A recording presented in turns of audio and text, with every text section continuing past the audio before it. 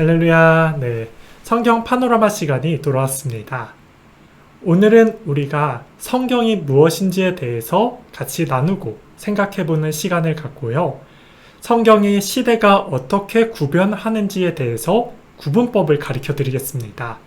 그리고 마지막으로 구약과 신약을 총론함으로써 같이 비교해보는 시간 갖도록 하겠습니다. 먼저 여러분, 성경은요, 하나님의 사랑이 먼저가 들어가야 됩니다. 하나님의 사랑과 예수 그리스도의 죽으심과 부활의 구원의 은혜, 그리고 성령의 영감으로 기록된 계시된 책이 바로 성경 말씀입니다. 성경은 구약 성경 39권, 신약 성경 27권 이렇게 이루어져서요.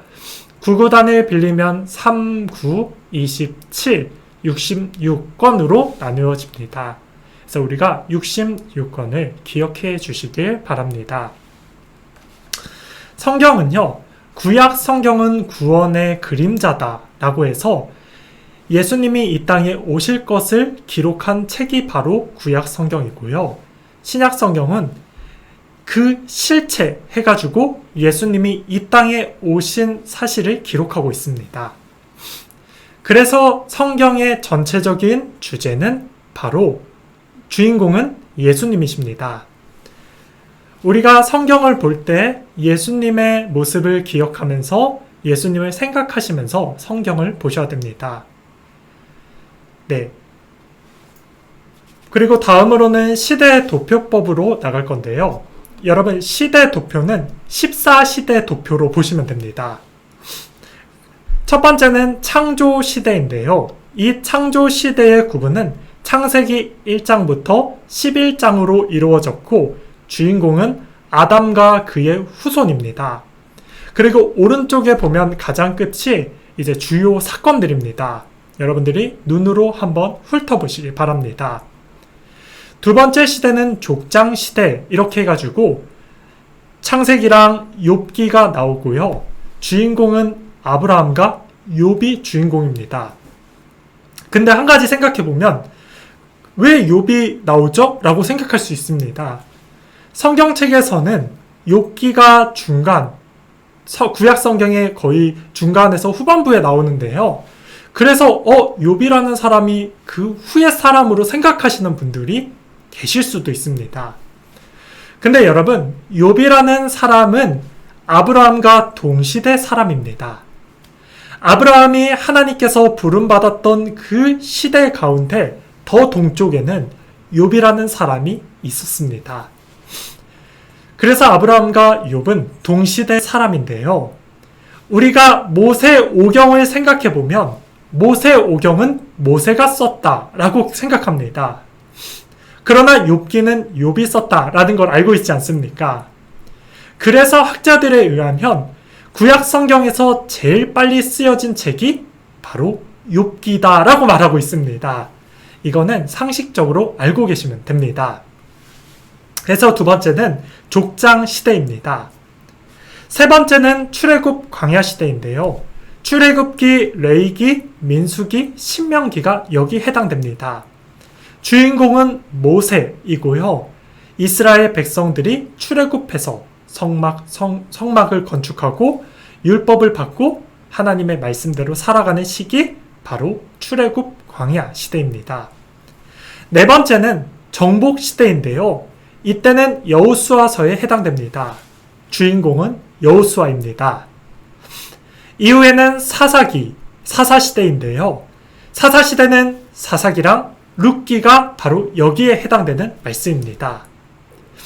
여섯 번째는 다닐 왕국 시대로 여기에서는 이제 사무엘 상부터 이제 아가서까지 등장하는데요.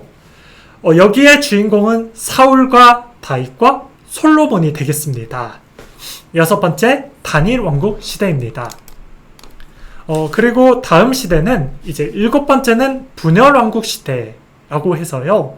이제 열 왕들에 대한 왕들의 족보가 들어간 책들입니다. 여기는 특별히 북이스라엘의 왕들과 남유다의 왕들, 그리고 선지자들, 그리고 망하는 이야기까지 나오는 그런 분열왕국 시대, 7번째 시대입니다. 8번째 시대는 포로기 시대입니다. 주인공은 다니엘과 에스겔, 그래서 다니엘서와 에스겔서를 보시면 되겠습니다. 9번째는 포로 귀환 시대. 이 시대는요, 에스라부터 말라기의 서까지 보시면 되고요. 특별히 이제 여기서는 1차 귀환, 2차 귀환, 3차 귀환까지 눈여겨보시면 되겠습니다. 그러고 우리의 성경은, 구약 성경은 이 포로 귀환 시대 9번째에서 끝이 납니다. 그런데 우리가 이 구약 성경과 신약 성경의 공백기 중간에 400년이라는 시간이 있었는데요. 이때는 수많은 왕조들이 있었습니다. 알렉산더, 프톨레미, 셀루쿠스, 리시마쿠스, 카산더, 마카비, 그리고 하스몬 왕조, 헤롯 대왕의 그 왕조까지, 이런 수많은 왕조들이 400년 동안 우리가 성경에는 기록되지 않았지만 구약과 신약 성경 사이에 이러한 시기가 있었습니다. 우리는 이 시기를 중간기 이렇게 부릅니다. 그때에는 페르시아가 통치하고 그리스가 통치하고 독립유다 시대가 있고, 그 다음에 헤로당 시대인 로마 시대가 등장합니다. 여기에서는 헬레니즘이 번역되고 70인경이 번역되고, 그리고 예수님이 강림한 시기, 언어가 하나였고 도로가 하나였고, 예수님이 딱 오기 가장 적정한 시기를 하나님이 만들었던 시기, 바로 중간기 시대입니다. 이 시기가 지나고 나서 11번째로 이제 복음 시대가 찾아왔습니다. 마태복음과 마가복음, 누가복음과 요한복음이 등장하고 주인공은 예수 그리스도입니다. 예수님의 시대가 지나고 나서 12번째는 초대교회 시대. 예수님의 제자들로 이루어지고 또 사도 바울의 부르심으로 초대교회 시대가 열려집니다. 성경에 해당되는 것은 사도행전. 주인공은 예수님의 제자들과 사도 바울이 해당됩니다. 초대교회가 등장하고 선교여행이 등장하고 성령 강림 사건이 일어나고 사도행전의 특징들입니다. 그 이후에 핍박받는 교회들, 성도들에게 서신들과 편지들을 보내는 시대, 13번째 서신 시대입니다. 로마서부터 요한계시록, 우리의 신약 성경이 다 등장하는 시기가 바로 이 서신 시대인데요. 바울과 예수님의 제자들이 그 주인공입니다. 그래서 서신은요, 일반 서신이 있고 바울 서신이 있습니다. 일반 서신은 예수님의 제자들이 쓴 책, 그리고 또 다른 제자들이 쓴 책이 바로 일반 서신입니다. 바울 서신은 사도 바울이 쓴 책이 바로 바울 서신입니다.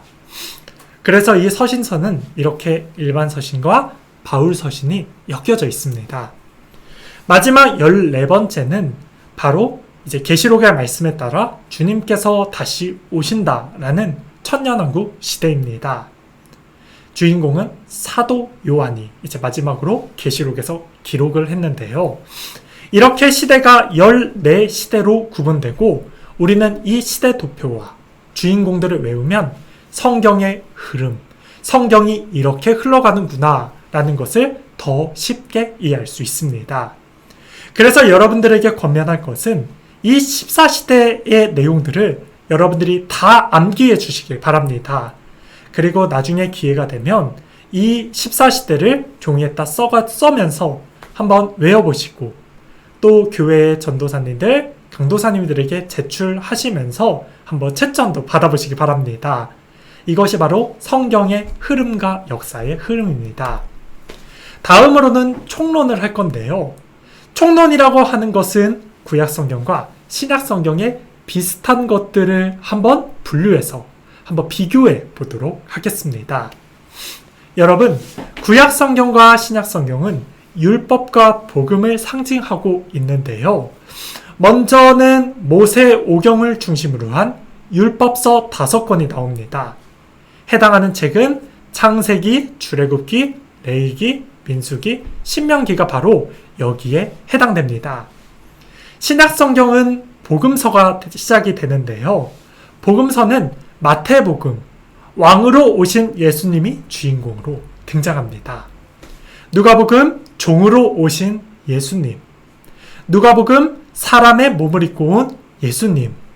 그리고 요한복음은 하나님 아들로서 오신 예수님을 기록한, 각각 다른 관점에서 기록한 책이 바로 이 복음서의 책들입니다. 그래서 율법과 복음서는 결국에는 율법과 복음서는 바로 예수님에 대해서 가리키고 있고요. 또 하나님에 대해서 가리켜준 책입니다. 이 복음서와 율법서를 지나서 이제 역사서가 등장하는데요. 구약 성경에서 역사서는 12권이 나옵니다. 여호수아서 가나안 정복기, 사사기 민족의 훈련기, 룻기 다윗 가문의 출현, 사무엘상 왕국의 형성, 사무엘하 통치사, 열왕기상 왕국의 분열사, 열왕기하 멸망사, 그리고 역대상 역대하 유다의 통치사, 에스라 귀한서, 느헤미야 이제 성벽을 재건하는 내용, 에스라 바사치아의 이스라엘 백성의 구원의 내용이 나오고 있습니다. 네, 역사서, 신약성경의 역사서는 딱 한 권입니다. 바로 사도행전. 이게 바로 신약성경에 나타난 역사서입니다. 시가서, 선지서가 있는데요. 이것은 글로 쓴 편지글 같은 것으로 생각하시면 되겠습니다. 구약 성경의 시가서는 5권 있습니다. 욥기, 의인에 대한 고난, 시편, 하나님을 의지하고 찬양하는 기도시, 잠언은 지혜서, 전도서는 인생이란 무엇인가, 인생서, 아가는 사랑의 노래를 기록하고 있습니다. 서신서는요, 21권인데요. 제가 서두에도 말했다시피 서신서는 2가지의 부분으로 나뉘고 있습니다. 일반 서신과 그리고 바울 서신. 일반 서신 먼저 보기 전에 바울 서신부터 보겠습니다. 로마서를 필두로 한 고린도 전후서, 갈라디아서는 이제 교리를 가리키기 때문에 교리 서신 이렇게 부릅니다. 그리고 에베소서, 빌립보서, 골로새서는 옥중에서 기록했기 때문에 옥중 서신 이렇게 말하고 있습니다. 데살로니가 전후서, 디모데 전후서, 디도서는 특정 사람에게 가르쳐주는 목회란 이런 것이야, 사역이란 이런 것이야 가르쳐주는 목회 서신입니다. 일반 서신은 이제 이 특징은, 바울 서신의 특징은 수신자 중심으로 불립니다. 보낼 곳이 중심으로 보낸 게 바로 바울 서신의 특징입니다. 그 이후에는 이제 일반 서신인데요. 일반 서신의 특징은 그 자기의 이름을 걸고, 나 송용일 썼어. 그러면 송용일서 이렇게 부릅니다. 히브리서는 작장이 미상인데요. 히브리서는 과거와 역사와 현재를 이끄시는 예수 그리스도를 강조하고 있습니다. 야고보서는 야고보가 쓴 서로 이제 삶에 대한 승화와 성숙한 믿음에 대해서 가리키고 있고요. 베드로 전서는 고난의 가운데서 승리하는 삶, 야고보서는 이제 삶에 대해서 성숙한 믿음, 베드로 후서는 진리에 대한 참 지식, 요한 1서는 그리스도 안에서 있는 실질적인 교제, 요한 2서는 이단들에 대한 경계, 요한 3서는 교제하는 사람들에 대한 신뢰, 유다서는 이제 배교자들, 떠난 사람들, 역사의 신뢰, 그리고 이 떠난 사람들에 대한 비판, 비난, 그러면서 심판, 견책, 그러면서 깨어 있어야 된다라는 것을 가리키고 있습니다. 마지막 예언서인데요. 구약 성경에 나오는 예언서는 17권이 나옵니다. 여기에 특징은 대예언서와 소예언서 이렇게 나누는데요. 대예언서는 대선지서, 소예언서는 소선지서 이렇게 부릅니다. 대선지서와 소선지서의 차이는 분량이 기냐 짧냐 그 차이입니다.